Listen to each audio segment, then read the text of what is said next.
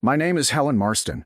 I'm 76 years old, and I've lived in the same faded green bungalow on the corner of Franklin and Willow in Denton, Texas, since 1971.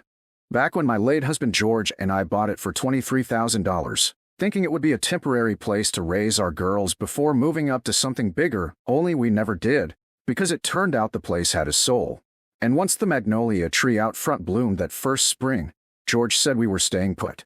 We raised two daughters here, Samantha and June, and though they've long since scattered, Sam's up in Oregon teaching math, June's bouncing between Tennessee and wherever her band books gigs, this house has stayed exactly where it's always been. Holding in its walls the laughter of birthday parties, the screams from stubbed toes, and the quiet of George's final days in the back room before the cancer took him. My pension from 31 years working as a school librarian, along with George's railroad retirement, has always covered the basics, and though the taxes have crept up and the roofs needed patching more than once, I've managed. Mainly through stubbornness and an ironclad refusal to ask for help, but after last winter, when the heating bills gobbled up a quarter of my monthly income, I started to think maybe it wouldn't be the worst thing to listen when someone knocked on my door offering help. That someone was a woman named Clarissa Sloan, Finn. Tall, mid-40s with sleek red hair and shoes that clicked confidently against my old wood porch. She introduced herself as a representative from the Senior Property Relief Initiative. Said the city had started a program to help elderly residents appeal their property taxes and potentially reduce them based on age, income, and community tenure. And Lord knows I'd heard whispers about things like that at the VFW and the library bulletin board, so I invited her in. She had forms, fancy letterhead, even a laminated city ID badge, and though my eyes aren't what they used to be, everything looked just official enough to feel safe. She spoke with a syrupy kind of kindness, the kind that says, "I understand." And I remember feeling the strange warmth of being seen, really seen, not as a burden or statistic, but as Helen Marston, who's held onto her home with both hands for over 50 years. Clarissa explained how she could help file a hardship exemption, which would cut my property taxes in half and possibly erase back payments if I'd fallen behind, which I hadn't, but the thought of relief opened a small crack in my armor. So when she said all I had to do was fill out a few authorization forms so she could act on my behalf, I agreed, even gave her a copy of my deed and power of attorney for the appeal process, because she said it was standard protocol, and I wanted to believe her. Because believing her was easier than admitting I was tired of fighting to keep the lights on.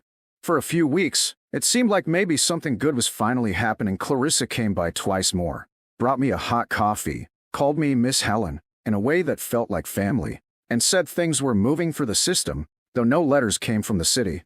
And every time I asked about paperwork, she said it was digital these days, all handled online, which I accepted because I don't even own a computer. But then strange things started to happen. First, I got a notice from the bank about a refinancing inquiry I never made.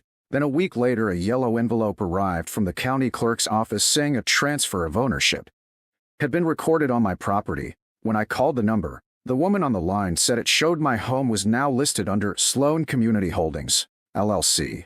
I thought surely it was a mistake, a data error, but when I tried to call Clarissa, her number was disconnected, her email bounced back, and her smiling face, once so familiar on my porch, had vanished without a trace.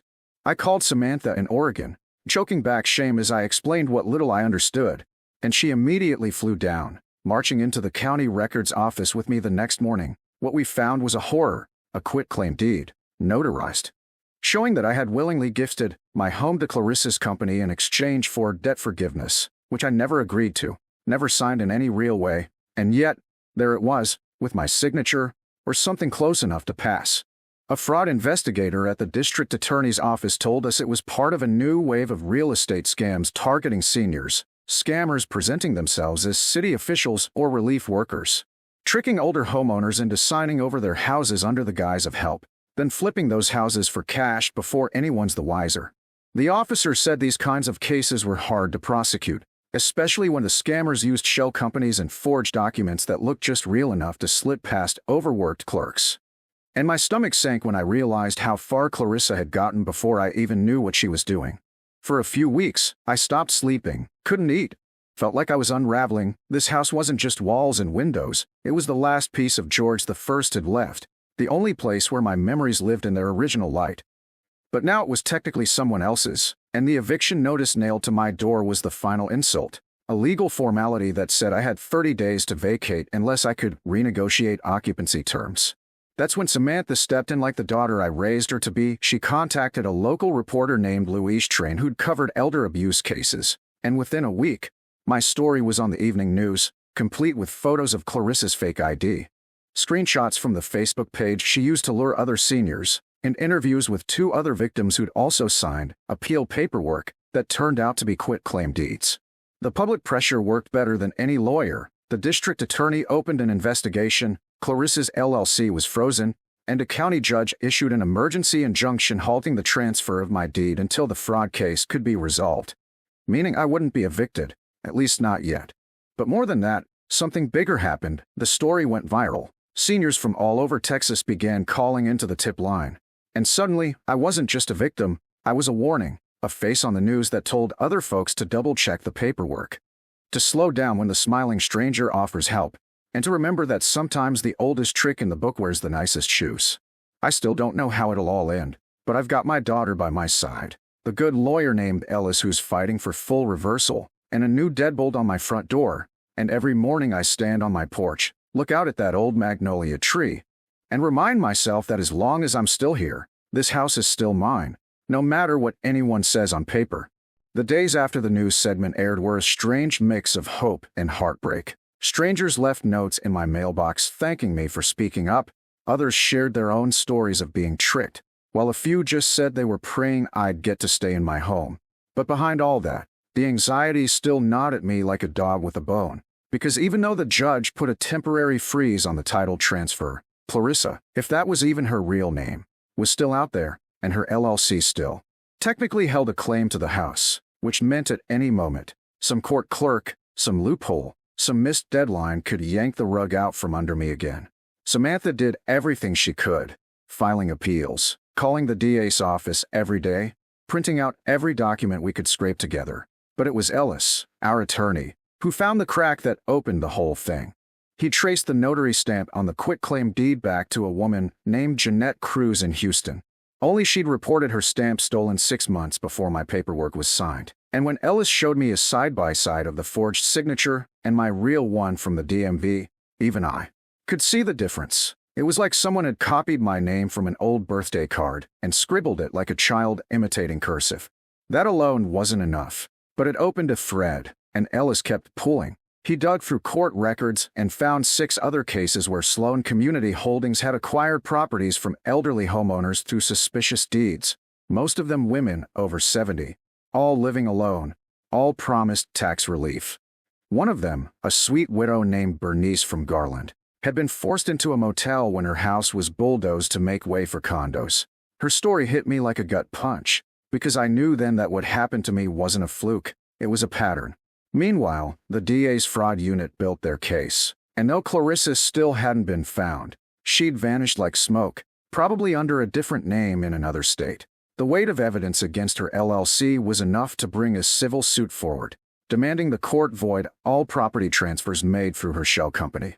Still, none of it felt real until the day we stood in front of a packed courtroom, my name called first on the docket, and Ellis stood up with his quiet confidence, laying out every detail like a puzzle snapping into place.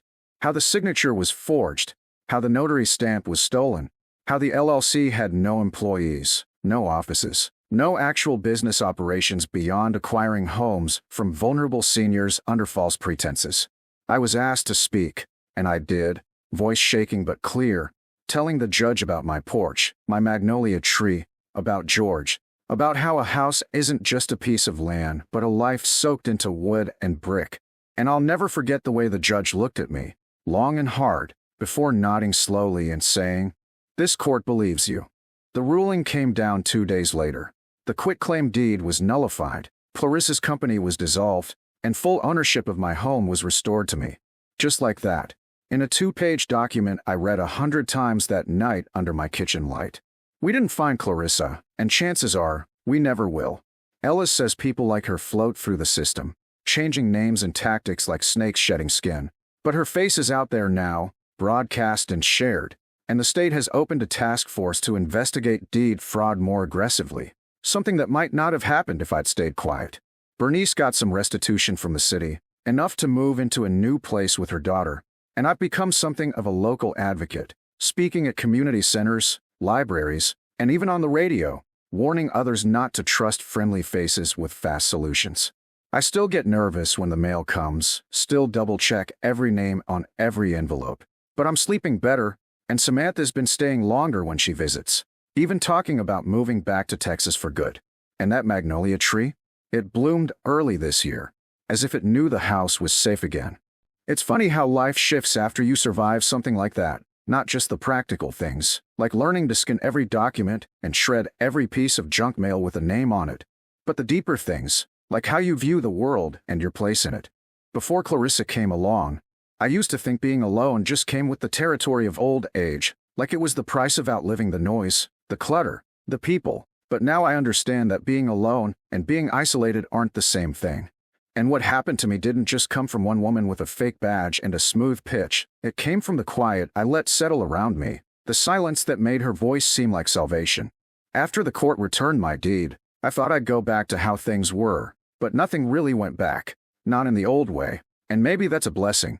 I started volunteering once a week at the senior center 2 towns over, helping with their fraud awareness sessions, which are just folding chairs and coffee and a whiteboard. But it's enough. We sit in a circle. Mostly widows and a few old men who act like they're too proud to be scared, until one of them cracks and tells us how he almost wired $12,000 to a grandson in Mexico who didn't exist. We listen, we nod, and we learn to laugh in that tired way survivors do. Luis, the reporter who first told my story, followed up with a full podcast series on housing scams. He even let me record an episode with Bernice, the widow from Garland, and hearing her voice steady and clear made me cry afterward in the parking lot. Because I knew we weren't statistics anymore, we were warnings with names. Samantha kept true to her word and moved back down south. She teaches night classes at the community college now, and every Sunday she comes over for coffee and breakfast, which I pretend I don't plan for days in advance. Though I always make her favorite banana bread and open the windows like George used to, so the house smells like spring and cinnamon. She says I'm stronger than most people she knows, but I think it's more like this. When your whole life gets appended by someone who smiled as they gutted your world, you learn to find meaning in the smallest things. Like the sound of your own name being spoken kindly without strings attached. The DA's office finally confirmed that Clarissa, or rather, Stephanie Bell, her real name, had been spotted in Florida using yet another alias, and while the extradition process is still crawling along, I find some strange peace in knowing her face is tagged and tracked now, not invisible, not harmless. And that because I spoke up, the next Helen she meets might slam the door in her face instead of inviting her in. I still live in my little greenhouse on the corner of Franklin and Willow, still water the magnolia tree twice a week, still sit on the porch in George's old rocker and wave to the mailman like it's 1983, but now there's a new plaque by the front step. One Samantha had made for me. This home is not for sale. Never.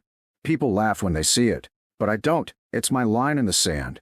My silent promise to never let my voice get buried under kindness that comes with the contract. I didn't get my money back, and I'll never forget the weeks I spent thinking I was days from being thrown out of the only home I've ever loved. But I did get something better, maybe something rarer, my power back. I tell people now, whenever I speak, that you don't have to be tech-savvy or have a law degree to protect yourself. What you need is community, questions, and the courage to speak up even when your voice shakes. Because if a woman like me, with a bent back and a quiet porch, can stand up to a thief in heels and turn her scam into a story that saves others, then maybe there's hope for all of us still.